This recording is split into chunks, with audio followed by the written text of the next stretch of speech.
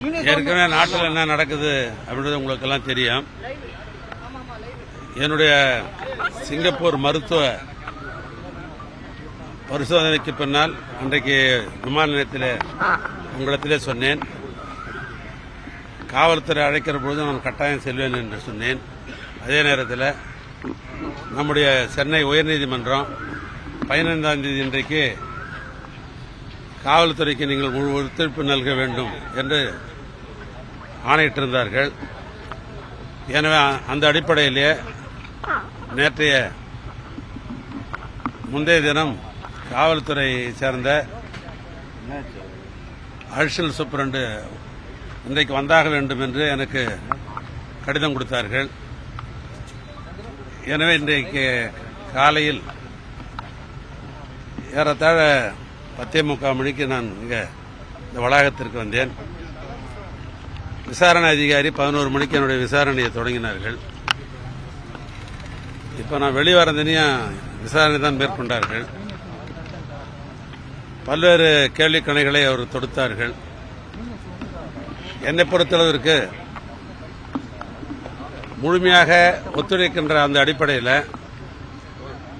என் மனதுக்கு பட்டதை, குறிப்பாக உண்மைகளை நான் அவர்களுக்கு பதிலளித்திருக்கிறேன்.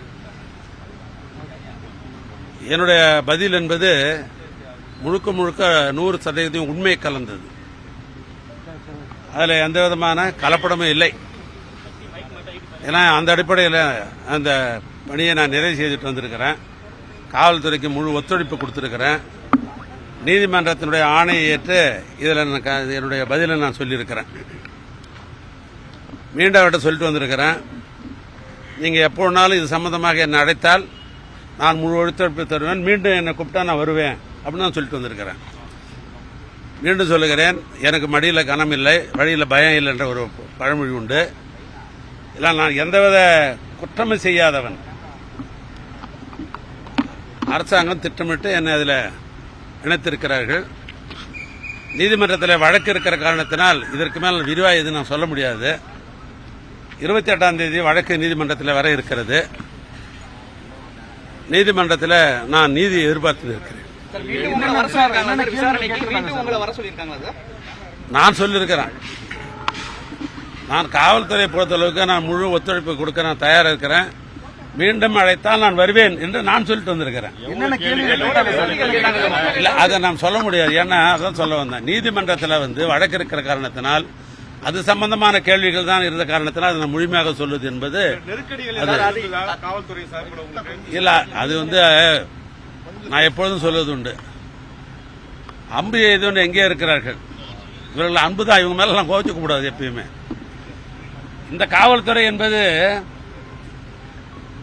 2 மாதத்துக்கு முன்னால் இந்த காவல்துறை திராவிட மாடல் ஆட்சியில் பணி செய்த காவல்துறை தான் இந்த காவல்துறை. ஆட்சியில் இருப்பவர்கள் மாறுகிறால் காவல்துறை எப்பவுமே நிரந்தரம். அதில் ஒன்றும் காவல்துறை மேல் நான் வருத்தப்பட வேண்டிய அவசியம் கிடையாது. ஆனால் அவங்க முறைப்படி விசாரணை செய்தார்கள். நான் முறைப்படி நான் முடிவு சொல்லியிருக்கிறேன்.